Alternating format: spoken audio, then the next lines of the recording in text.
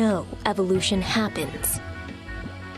Fossils provide the most interesting evidence for evolution, and certainly the most powerful for most people. I want you to look behind us. There's an abundance of hard evidence at the molecular, chemical, and anatomical level that evolution happens.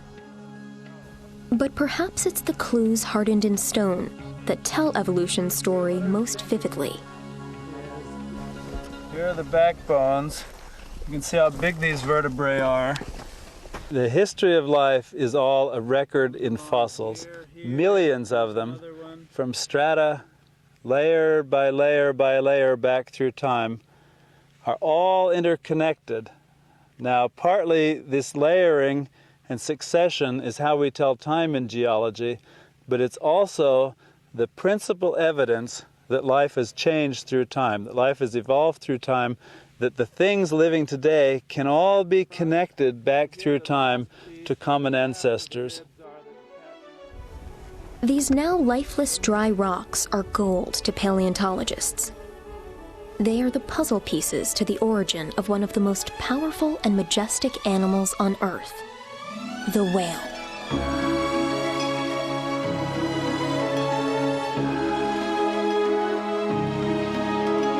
The evolution of whales has always been sort of a mystery. They're like us in that they're very intelligent. They're mammals. They're warm-blooded. They nurse young and feed them milk. But they're very, very different. I mean, they live in water, they can hear in water, and they swim around like fish. So the question's this. We know that mammals originally evolved on land, yet whales live in the water. How did that shift, how did that evolution happen from life on land to life in the water? That question consumes paleontologist Phil Gingrich. The evolution of whales has been his passion ever since 1978, when his team unearthed a rock in Pakistan that appeared to have a skull embedded in it. When we found it, all you could see was the brain case. I thought it was a wolf-like animal with a very small brain. When it was cleaned, the ears were uncovered, and I could see that it had a very characteristic whale ear, and that shows us that what we have is a whale, not a wolf, not a deer, not some other kind of mammal, but a fossil whale. Gingrich named the whale ancestor Pakiscetus. With only its skull as evidence, scientists do not know for sure what the rest of Pakiscetus looked like. But some scientists hypothesize that it resembled a modern seal. Okay, look at this, Bill. Here's this. Paleontologists look for fossils that have transitional features from one way of life to another. They use these related forms to create a comprehensive picture of evolutionary change. When fossils of related species are located, scientists organize them by their physical similarities.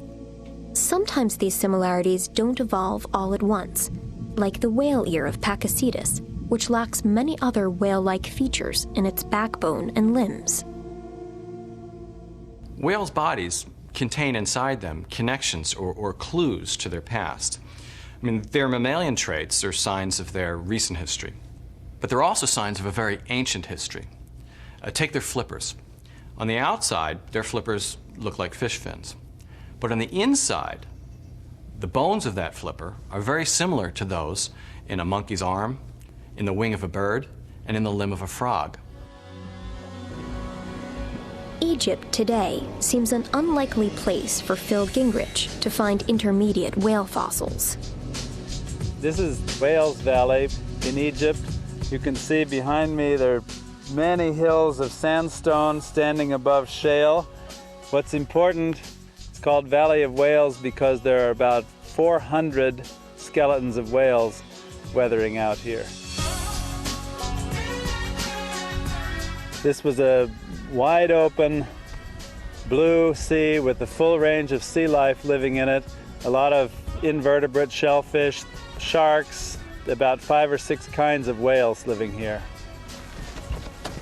Gingrich searches for intermediates with hind limbs and feet to trace back until those feet and hind limbs are as big and fully functional as any 4-footed animal that lives on land. It is a Basilosaurus. Look at this. Here's the skull, incisors up front, the rest of the teeth come back to here, and then the whole length of the skull is over 1 meter.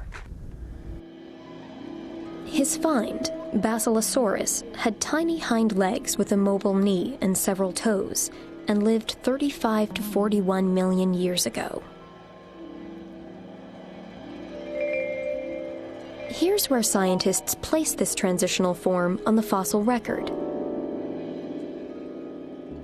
The discovery of another fossil has led scientists to conclude that whales evolved from a land mammal much like this one, called Synonyx. Perhaps its descendants found the water a source of abundant food and a haven from competition. Over millions of years, through variation and selection, front legs became fins, rear legs disappeared, bodies lost fur and took on their familiar streamlined shape. Whales show us the sheer creative power of evolution. I mean, from a wolf-like creature to a whale in 10 or so million years is amazing.